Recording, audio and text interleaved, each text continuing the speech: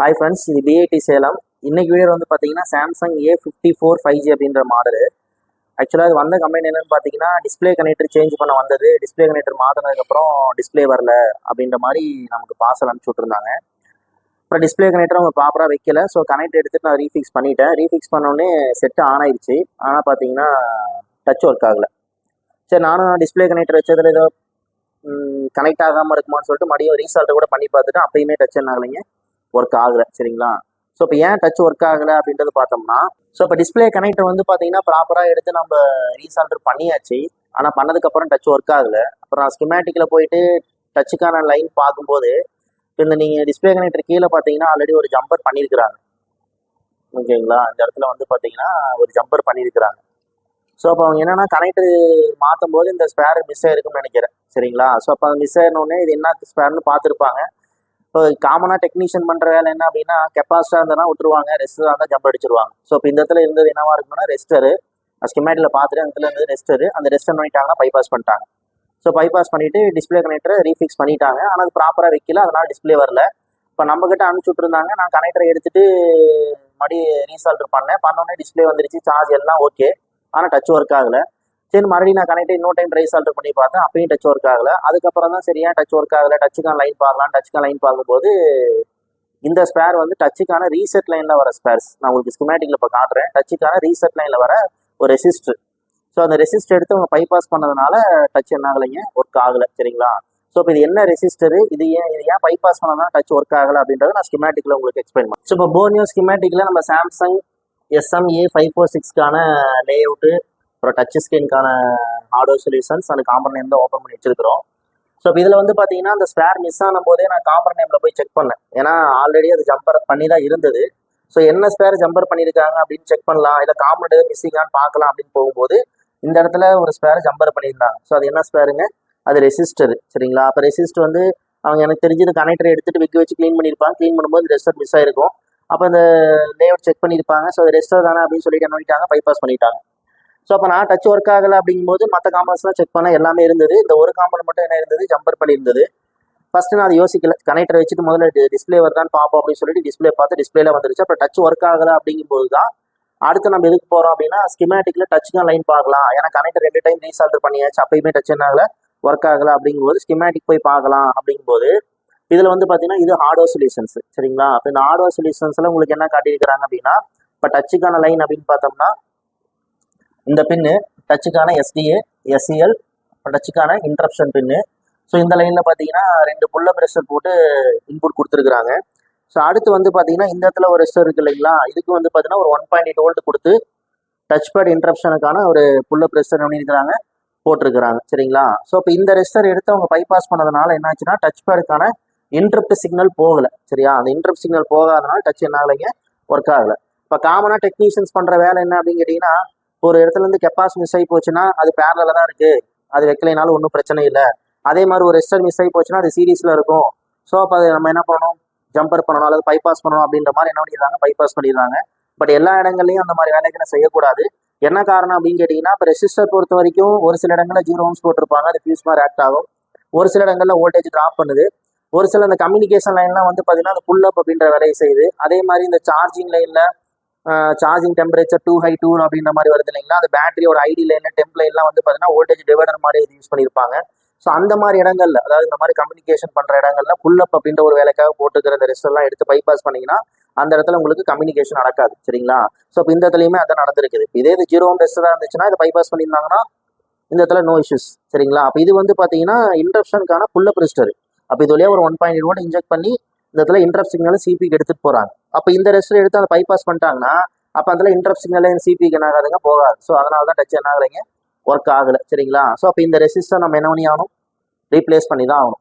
So அதனால் நம்ம காமனாக டெக்னீஷியனுக்கு சொல்கிற விஷயங்கள் என்ன அப்படின்னா, ஒரு மொபைல் நீங்கள் ஒரு போர்டு நீங்கள் அட்டன் பண்ணுறீங்க, ஆல்ரெடி வேறு ஷாப்பில் அட்டன் ஆகி வருது, அந்த போர்டை நீங்கள் அட்டன் பண்ணுறீங்க அப்படின்னா முதல்ல அதில் என்னென்ன காம்பனன்ட் மிஸ் இருக்கோ முதல்ல அதை ரீஃபிக்ஸ் பண்ணிவிட்டு அதை ரீப்ளேஸ் பண்ணிவிட்டு அதுக்கப்புறம் தான் நீங்கள் ப்ராப்ளம் அட்டன் பண்ணவே போகணும். சரிங்களா?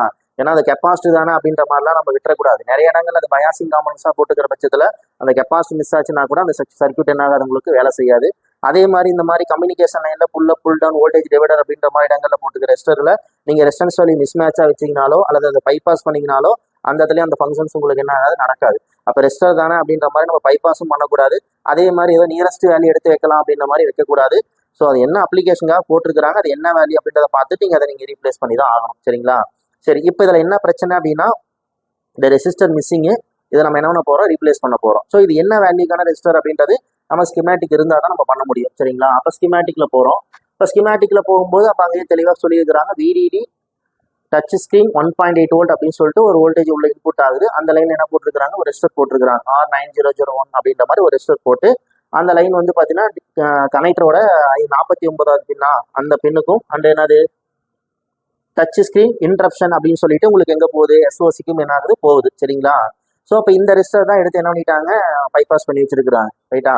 சரி, இப்போ இதில் என்னன்னா சாம்சங் பொறுத்த வரைக்கும் ஒரு பெரிய டிராபேக் என்னன்னா ஸ்கிமேட்டிக்ஸ் ஒரு சில மாடலுக்கு தான் அவைலபிள் இருக்கு. அப்படி அவைலபிள் இருக்கிற மாடலுக்கு என்ன ஒரு பிரச்சனைனா வேல்யூஸ் மென்ஷன் பண்றது இல்லை. ஒரு ரெசிஸ்டர் போட்டிருக்காங்கன்னா அந்த ரெசிஸ்டரோட வேல்யூ என்ன, இப்போ இது என்ன வேல்யூ தெரிஞ்சாதான் நம்ம ரீப்ளேஸ் பண்ண முடியும். அப்போ இது என்ன வேல்யூங்கிறத அவங்க என்ன பண்ணல, மென்ஷன் பண்ணல. சரிங்களா? மற்ற மாடல் ஓப்போ, விவோ, MI இந்த மாதிரி சீரீஸ்லாம் வந்து பார்த்தீங்கன்னா மேக்ஸிமம் உங்களுக்கு அந்த வேல்யூஸ் எல்லாமே பண்ணியிருப்பாங்க, மென்ஷன் பண்ணியிருப்பாங்க. ஆனால் அந்த சாம்சங்கில் மட்டும் பாருங்க எந்த கெப்பாசிட்டிக்குமே கூட என்ன பண்ணல, வேல்யூ எதுவுமே மென்ஷன் பண்ணலை. சரிங்களா? ஸோ இப்போ என்ன வேல்யூ இங்கே ரீப்ளேஸ் பண்ணுறதுங்கிறதா இப்போ இங்கே ஒரு பெரிய பிரச்சனையே. சரிங்களா? ஸோ அதுக்காக நான் என்ன பண்ணேன் அப்படின்னு கேட்டிங்கன்னா இந்த மாடலுக்கான பிட்மேப் ஓப்பன் பண்ணுறேன். A546க்கான பிட்மேப் ஓப்பன் பண்ணுறேன். ஸோ இப்போ பிட்மேப் ஓப்பன் பண்ணி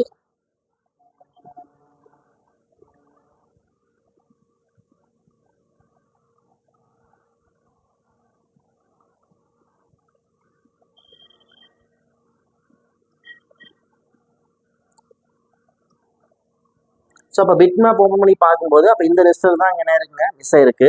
இப்போ இதை நான் கிளிக் பண்ணோம்னா அப்போ உங்களுக்கு லைன் என்ன காட்டுறாங்க, இந்த இடத்துல நெட் நேம்னு போட்டு என்ன காட்டுறாங்க, TSP இன்டரப்ஷன் லைனு. சரிங்களா? இதனுடைய டயோட் வேல்யூ எவ்வளோ ஷோ பண்ணணுன்ற மாதிரி காட்டியிருக்கிறாங்க. இன்னொன்று என்னன்னா அந்த ரெசிஸ்டர் இங்கே இருக்கிறது ரெசிஸ்டர் தானே, அதனுடைய வேல்யூ என்னங்கிறதையும் மென்ஷன் பண்ணியிருக்கிறாங்க. அப்போ இந்த இடத்துல இருக்க ரெசிஸ்டரோட வேல்யூ எவ்வளவு, 4.7K. பட் ஸ்கிமேட்டிக்கில் வேல்யூ இல்லை. பட் பிட்மேப் வச்சு நம்ம என்ன பண்ணிட்டோம், அந்த வேல்யூவை கண்டுபிடிச்சிட்டோம். இப்போ இந்த 4.7K ரெசிஸ்டர் எப்படி எடுக்கிறது, அப்போ வேற ஸ்கிராப்ல இருந்தா எடுத்தாகணும். இப்போ என்கிட்ட வந்து பார்த்தீங்கன்னா Redmi 8A அப்படின்ற ஒரு மாடலுக்கான ஸ்கிராப் இருந்தது. சரிங்களா? ஸோ அப்போ அந்த ஸ்கிராப் போர்டில் எந்த இடத்துல அந்த ரெசிஸ்டர் இருக்குன்றது நமக்கு தெரியணும் இல்லையா?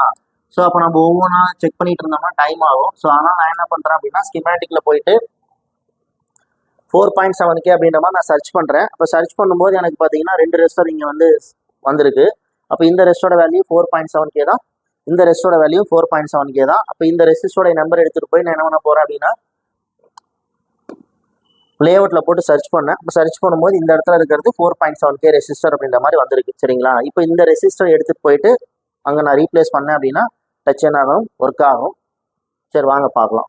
சரி, முதல்ல அவங்க ஜம்பர் பண்ணதை நம்ம டிஸ்கனெக்ட் பண்ணி விட்டுறலாம். ஸோ ஜம்பர் எடுத்துட்டோம். இப்போ நமக்கு வேற ஒரு ரெசிஸ்டர் வேணும். இப்போ ஸ்கிமேட்டிக்ல பார்த்தோம்னா இந்த 80வோட சர்ச் பண்ணும்போது இந்த ரெசிஸ்டர் தான் நமக்கு இந்த 4.7K ரெசிஸ்டர் அப்படின்ற மாதிரி ஸ்கிமேட்டிக்ல வந்தது. சரிங்களா? ஸோ இப்போ இந்த ரெசிஸ்டர் நம்ம என்ன பண்ணிக்கலாம்னா போர்ட்ல இருந்து ரிமூவ் பண்ணிடலாம்.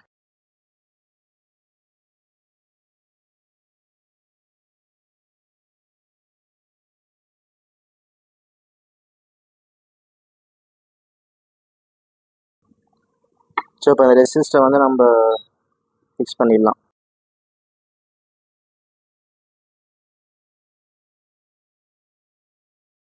ரெசிஸ்டர் வச்சுட்டோம். சரி, இப்போ டச் ஒர்க் ஆகுதா நம்ம செக் பண்ணிடலாம். சரி, போர்டு எடுத்து ஃபிக்ஸ் பண்ணி டச் ஒர்க் ஆகுதான்னு பார்த்துடலாம்.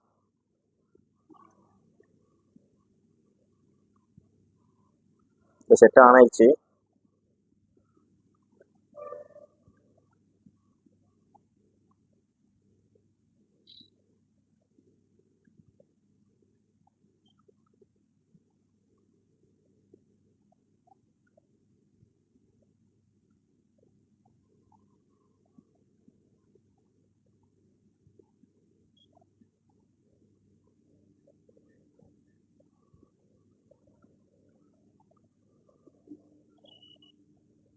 ஸோ டச் என்ன ஆகுது, ஒர்க் ஆகுது. ஓகேவா?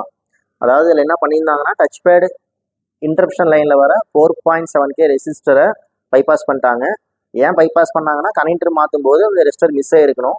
சரிங்களா? அப்போ மிஸ் ஆனவுடனே அது காம்பனன்ட் சார்ட் பார்த்துருப்பாங்க, அது ரெசிஸ்டர் தான் அப்படிங்கும்போது என்ன பண்ணிட்டாங்க, பைபாஸ் பண்ணிட்டாங்க. ஆனால் அது ஒரு புல்லப் ரெசிஸ்டர், அதை பைபாஸ் பண்ணிங்கன்னா அந்த இடத்துல டச் பேட் ரீசெட் சிக்னல் கம்யூனிகேஷனே நடக்காது. ஸோ அதனால் டச் என்ன ஆகலைங்க, ஒர்க் ஆகலை. சரிங்களா? So problem solved. ஸோ அப்போ என்ன சொல்ல வரோம் அப்படின்னா, ரெசிஸ்டர் அப்படிங்கும்போது அதை எடுத்து பைபாஸ் பண்ணலாமா அப்படின்னு கேட்டிங்கன்னா, எல்லா இடங்களையும் பைபாஸ் பண்ணக்கூடாது. 0 ohmஸாக இருந்தால் ஓகே தான். மற்றபடி வந்து பார்த்தீங்கன்னா, இப்போ I2C கம்யூனிகேஷன் லைனில் ரெசிஸ்டர் போடுறாங்க, pull up pull down voltage divider circuit எல்லாம் ரெசிஸ்டர் போடும்போது நீங்கள் கண்டிப்பாக ரெசிஸ்டர் பைபாஸ் பண்ணக்கூடாது. சேம் வேல்யூ ரெசிஸ்டர் எடுத்து நீங்கள் ரீப்ளேஸ் பண்ணிங்கன்னா மட்டும்தான் ஒர்க் ஆகும். சரிங்களா? ஓகே, தேங்க்யூ ஃபார் வாட்சிங்.